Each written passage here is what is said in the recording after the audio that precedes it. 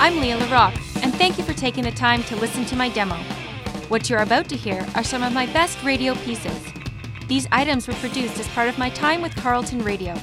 I worked on a live current affairs show and contributed as a chase producer, reporter, audio editor, as well as a live host. I also produced my own quality items using audio multitracking software. I love telling stories for the radio. As an accomplished athlete, I've always been keen on watching, talking, and reporting about sports. It doesn't matter if I'm reporting about the cash line or at the finish line. I am anxious to keep the ball rolling as a sports journalist. I hope you enjoy listening to my recent radio items. This is the first year for Carleton's running team. Athletes on the team can train for cross-country and track and field. Midweek's Leah LaRocque caught up with the team to see how their first season is going. Fans cheer on runners at this cross-country race in upstate New York. If you look close enough, you'll notice a new team amongst the group of runners whizzing by. That's because this is the first time in Carleton athletic history that it has had a cross-country running team. Carleton's roster is small, but for teammates Savannah Boutin and Jessica McCrae, it's an opportunity to be part of something special. I saw a flyer for it in the library one day. I've always been really into sports. I played really high-level soccer in high school, and then when I came to Carleton, it was tough to get involved because we didn't have a running team, and I wasn't on the soccer team. So then when I saw it, I was really excited because I'm really into running. I did cross country and track in high school, and I liked it. I was looking for a sport or something to get involved with. It kind of sucked that there wasn't one, and then this year was excited that that option was available. Carleton has a long and prosperous history of athletics. The basketball team. Researchers found young female players are suffering more and more head injuries. Midweek's Leah LaRocque spent some time with young girls who are no stranger to concussions. A group of teenage hockey players are working hard. This is the final tryout for their school's team. They all skate hard, pass the puck back and forth, then charge the net. They are all bundled up in full equipment and the same jerseys, but their long hair and ponytails peeking out from their helmet give it away that this is a girls' team. Denya Muir is one of the girls doing exactly what she loves, playing hockey. But she also has something else in common with her teammates. Most of them have suffered a concussion. This fall, Denya had her second head injury that sidelined her for a few weeks. She doesn't remember much, but her father, Robert Muir, remembers it well.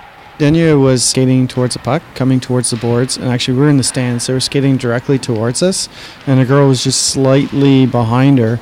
And as Denya reached out and she was a little bit off balance, stretching for the puck, the girl just hit her in the back of the shoulder with her forearm, and Denya fell to her knees, slid 4 or 5 feet, head first right into the boards. And now you're sitting in the stands and you can't really tell, right? The fact that she skated off, you feel better.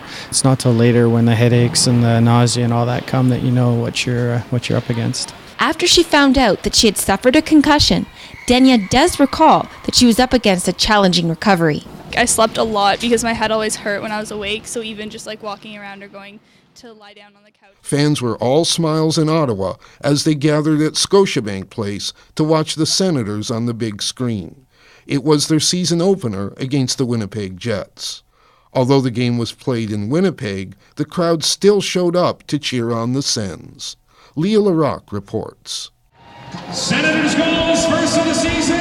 It was a sound that fans thought they weren't going to hear at all this season. The lockout is finished, and the NHL is back on. There was no hockey on the ice Saturday in Ottawa, but the buzz was certainly back at Scotiabank Place. Excited fans like Brody Mousseau filled the arena to watch on the big screen the Ottawa Senators beat the Winnipeg Jets 4-1 in a season opener. It's about time, much overdue. As soon as the snow hits the ground, you need your hockey there. I mean, we got football hanging on, keeping me going a little bit, but gotta have that hockey. We're Canadian, love the hockey, gotta have it. Many off the ice were extremely excited to jump back into business, including Senators announcer, Stuntman Stu.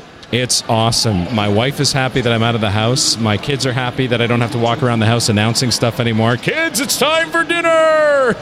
It's amazing. Even just being here for this, it's like a kid on Christmas. The Sen store was also a busy place as fans tried to get their hands on gear for the season. Retail manager Chris Thompson welcomes the excitement. It's just exciting to see the fans, the smiles that everything's back. There's going to be a lot of very busy nights. We got a couple games back to back, plus we have the 67s here, so we have to look after them as well. Some fans arrived at the arena as early as 10 a.m. to get one of the 500 free tickets to a future game that Scotiabank Place gave out as part of the Senators' effort to win back fans. The Sens now go into their first home game Monday night against the Florida Panthers to a sold-out crowd. Leah Larocque, Radio News, Ottawa. Thank you again for taking time to listen to my radio demo. Please note I can provide complete copies of any items you've heard. I look forward to doing more radio, especially if it involves shootouts, field goals, and perfect sixes. I'm Leah Larocque.